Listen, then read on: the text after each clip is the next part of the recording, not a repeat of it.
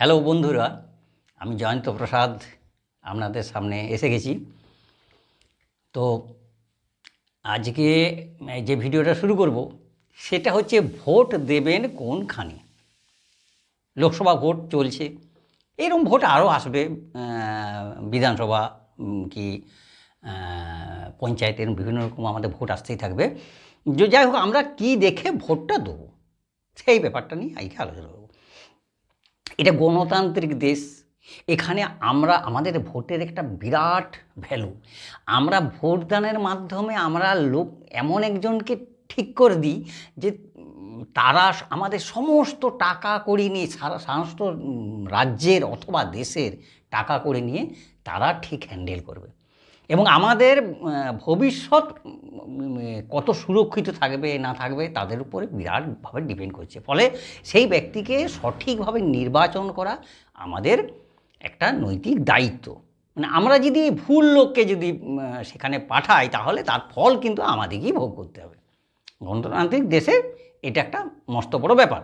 তার মানে একবারে সমস্ত মানুষ, নিচুতলার মানুষও ঠিক করে দেয় যে দেশ কীরকম চলবে, দেশ কোন পথে কীভাবে উন্নতি হবে, সেটা দেশের মানুষকে ঠিক করতে হবে। যাই হোক, তাহলে কী দেখে আমরা ভোটটা দেবো? দুটো ব্যাপার আমাদেরকে, আমার মনে হয় আর কি, যে দুটো জিনিস আমাদের দেখা দরকার। তার মধ্যে একটা হচ্ছে নিরাপত্তা। 1 নম্বর জিনিস হচ্ছে নিরাপত্তা। আমরা ভোটটা দেবো যে সরকারের আন্ডারে আমরা নিরাপদ মনে করব নিজেদিকে। নিরাপত্তাটা আসল। মানে আমরা যদি সমস্যায় পড়ি, আমরা যদি থানা যাই বা পঞ্চায়েতে যাই, সেখানে সঠিক বিচার পাবো কি না এইটা কিন্তু আমাদেরকে নিশ্চিত করতে হবে। যদি সেটা না হয়ে থাকে, নিরাপত্তার যদি অভাব হয়ে থাকে, তাহলে কিন্তু সেই সরকারকে নির্বাচন করা একবার সেই দলকে, যে দরকার নিরাপত্তা যদি কোনো দল না দিতে পারে, তাহলে সেদিকে নির্বাচন করাটা অত্যন্ত ভুল হবে। তাহলে আমাদেরকে এইটা সর্বাগ্রে করতে হবে, সুনিশ্চিত করতে হবে যে সেই দল আমাদেরকে নিরাপত্তা দিতে পারবে কি না। আমাদের চলতি যে পশ্চিমবঙ্গ সরকার, এটার উপরে আমি অন্তত আশাবাদী নই। কেননা এদের যে পুলিশ, এটা কিন্তু বামফ্রন্টের যে পুলিশ ছিল তার থেকে অনেক লো কোয়ালিটির। তো এটা আমার একটা মনে হয় আর কি, সেটা আলাদা ব্যাপার। সেটা আপনারা নিজেরা সেটা ঠিক করবেন যে দলটাকে, যাকে আমি ভোট দিচ্ছি, সে নিরাপত্তা দিতে পারবে কি না। আর একটা ব্যাপার জিনিস সেটা কিন্তু মানুষকে খেয়াল রাখতে, সেটা হচ্ছে কি কর্মসংস্থান। যে দলটাকে আমরা ক্ষমতায় আনছি, তারা কর্মসংস্থানের ব্যাপারটা সুনিশ্চিত করতে পারবে কিনা। বাদ বাকি সব ছেড়ে দিন, কে কত টাকা দিবে, তাদের কতগুলো স্কিমের মাধ্যমে তোমাকে ঠেক দিচ্ছে, কতগুলো ঠেস দেবে, এগুলো বিবেচ্য বিষয় একদমই নয়। যে টাকা দেবে, যে সহায়তা দেবে, সেটা আমরা অবশ্যই নেব, কিন্তু আমাদেরকে বিচার করতে হবে যে সে নিরাপত্তা দিতে পারবে কিনা আর কর্মসংস্থান দিতে পারবে না। যদি ওই দুটো সুনিশ্চিত করতে পারে, আর কিচ্ছু দরকার নেই। স্কুল যদি না চলে, টিউশনিতে ছেলেকে তৈরি করা যাবে। যদি হাসপাতালে আমাদের চিকিৎসা না করাতে পারি, আমরা প্রাইভেটে করে নিতে পারবো, যদি আমাদের আয়ের জায়গাটা সুনিশ্চিত থাকে। তাহলে এবারে কর্মসংস্থান বলতে আমরা সাধারণ মানুষ কি বুঝি না, সরকারি চাকরিটা কিন্তু ঠিক কর্মসংস্থান নয়। ওটা আমাদের দেশকে এবং রাজ্যকে ডোবায়, ওটা ক্ষতি করে। বামফ্রন্ট আমলে যেরকম প্রচুর সরকারি চাকরিতে নিয়ে নিয়েছিল, সেগুলো কিন্তু একটা রাজ্যকে ডোবানোর পক্ষে যথেষ্ট। মানে ব্যাপারটা হচ্ছে কি, একটা সরকারি চাকুরি এটা যত কম থাকবে ততই ভালো, এবং ওটা কিন্তু আমাদের একটা লাইবিলিটি, এবং তাদের ফ্যামিলির ভরণ পোষণের দায়িত্ব আমাদেরকেই নিয়ে নিতে হবে। তার এগেনস্টে যারা বিপুল কিছু দেবে সেটা কিন্তু নয়। তবে স্বাস্থ্য, শিক্ষা, এগুলো পরিষেবাগুলো দেবে আর কি। আমি বলতে চাইছি যে যত কম সরকারি চাকরিতে সরকার চালানো যাবে ততই মঙ্গল। চাকুরি বলে যেটা সত্যিকার একটা রাজ্যের, একটা দেশের প্রকৃত উপকার হয়, সেটা হচ্ছে বেসরকারি চাকরি। বেসরকারি চাকরি যদি, কর্মসংস্থান যদি হয়, তাহলে বাইরের থেকে আমাদের টাকা আসবে, সরকারও মজবুত হবে, সরকারের কিন্তু আয় বাড়বে, আর মানুষজনের হাতেও অনেক টাকা আসবে। আর বেসরকারি চাকুরি যদি ঠিকঠাক, মানে যদি কারখানা এসব যদি খুব ভালো হয়, তাহলে কিন্তু রোজগারের তুলনায় ভালো হয়। মানে কেউ যদি পরিশ্রম করতে পারে, তার কিন্তু আয় অনেক হবে। এখন ব্যাপারটা হচ্ছে বেসরকারি চাকরি কি আমাদের এই রাজ্যটা মানে অনুকূল বাতাবরণ আছে? আমার মনে হচ্ছে একদমই নেই। মানে বেসরকারি সংস্থা মানে কি, মানে একটা যার হাতে আছে 1000 কোটি টাকা সে নিয়ে একটা ব্যবসা খুলবে, একটা কিছু ব্যবসা করবে। 1000 কোটি টাকা নিয়ে সে চিন্তা করছে একটা ব্যবসা করবে, সে তখন দেখে নেবে ওই নিরাপত্তা, সেও কিন্তু দেখবে নিরাপত্তা, কোথায় নিরাপদে ব্যবসাটা করতে পারবো। সে 1 নম্বর প্রায়োরিটি দেবে যে কোথায় নিরাপদে ব্যবসাটা করতে পারবো, কোথায় সরকার আমাদেরকে সাহায্য করবে, কোনো সমস্যা হলে আমরা সরকারের কাছে যাব, সরকার আমাদেরকে দেখবে, সেই নিরাপত্তাটা কিন্তু সে দেখে নেবে। মানে কারোর টাকা এত সস্তা নয় যে জঙ্গলে ঝোপে ঝাড়ে তারা টাকাগুলো ফেলবে।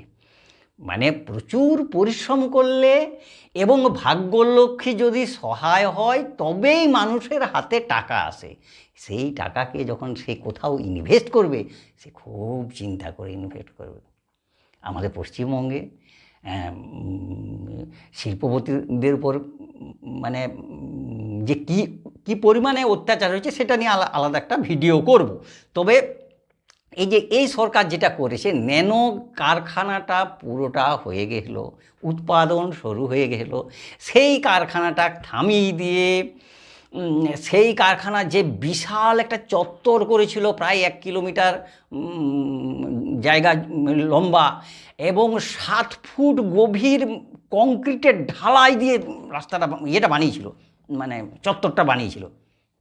7 ফুট কংক্রিটের ঢালাই, মানে সেখানে রড আছে এসব দিয়ে মজবুত করে যেন সেটা 1000 বছরও না নষ্ট হয়, এইরকমভাবে টাটা কোম্পানি ন্যানোর কিন্তু ওই চত্বরটা তৈরি হয়েছিল। সেই সব জায়গা চত্বরগুলো উন্নত মানের ডজার দিয়ে তুলে বাইরে ফিকে দিয়ে বাইরের থেকে মাটি এনে ভরাট করছে। কি হবে না, চাষ হবে, চাষ হবে, আমাদের আলু চাষ হবে, আলুর খুব দাম, আলু চাষ হবে। এই যে ঘটনাগুলো, এগুলো তো শুধু পশ্চিমবঙ্গের মানুষ দেখেনি, এটা শুধু ভারতবর্ষের মানুষ দেখেনি, সারা বিশ্ব দেখেছে। অবাক বিস্ময়ে দেখেছে যে টাটা কোম্পানির মতো একটা অত বড় কোম্পানির কারখানাটাকে এইভাবে মানে সরকার নিজে উদ্যোগ নিয়ে পুরো কারখানা ভেঙে ফেলছে, ভেঙে পুরো করে আবার মাটি দিয়ে আবার চাষযোগ্য জমি করে দেওয়ার জন্য উঠে পড়ে লেগেছে। এটা কিন্তু সারা বিশ্ব দেখেছে। ফলে সারা বিশ্বের যত তাবড় শিল্পপতি আছে তারা সবাই পশ্চিমবঙ্গে আসার আগে 7 বার ভাববে যে আমি ওখানে যাব কি না, আমাদের টাকাটা সুরক্ষিত থাকবে কি না। টাটা কোম্পানির সাথে যদি এইরকম ব্যবহার হয় তাহলে ছোটোখাটো কোম্পানিগুলোকে ওরা কি করবে? ওরা তো মানে জালোয় তাই করবে। ফলে আমার মনে হয় যে এই সরকারের যতদিন থাকছে ততদিন শিল্পপতিদের এখানে আকৃষ্ট হবে এরকম, এটা মানে কল্পনা করা খুব কঠিন। তবে এর বিকল্প যেগুলো রইল সেগুলো কিন্তু বাম আর বিজেপি। তবে বাম দিকে ভোট, আমার যুক্তিতে আর কি, যে বাম দিকে ভোট দেওয়া কিন্তু একদমই উচিত নয়। কেন, বামেরা বরাবর ডুবিয়েছে, পশ্চিমবঙ্গে ডুবিয়েছে আর গোটা ভারতকে ডুবিয়েছে। বামেরা যে গোটা ভারতকে, আমরা যে এত গরিব তার মূল কারণ যে বামপন্থী চিন্তাভাবনা, সেটা নিয়ে আলাদা ভিডিও করব।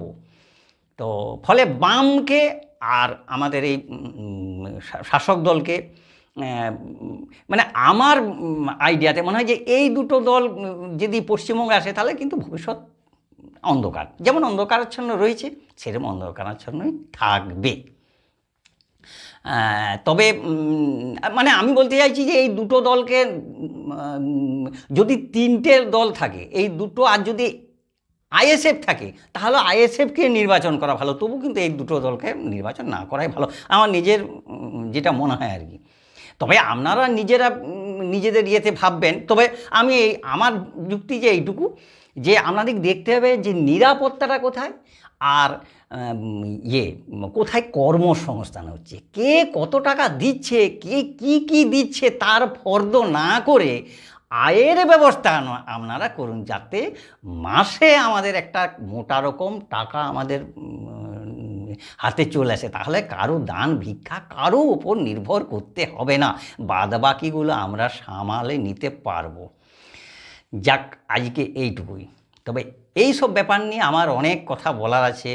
পেট্রোল ডিজেলের দাম কীরকম থাকা উচিত, বা বেসরকারি সংস্থাদের সাথে কীরকম ব্যবহার করা উচিত, সেসব নিয়ে ভিডিও আনবো আশা করছি। তবে আপনারা পাশে থাকবেন, যদি পাশে থাকেন, আমার ভিডিও দেখেন, স্কিপ করে না যান, তাহলে আমি এই ভিডিও নিয়ে আসতে পারবো। যাই হোক, আশা রাখছি আপনারা পাশে আমার থাকবেন, আপনারা সুস্থ থাকবেন, ভালো থাকবেন, একটু কামনা করে আজকের মতো আমি এখানেই আমার এপিসোড শেষ করছি। নমস্কার।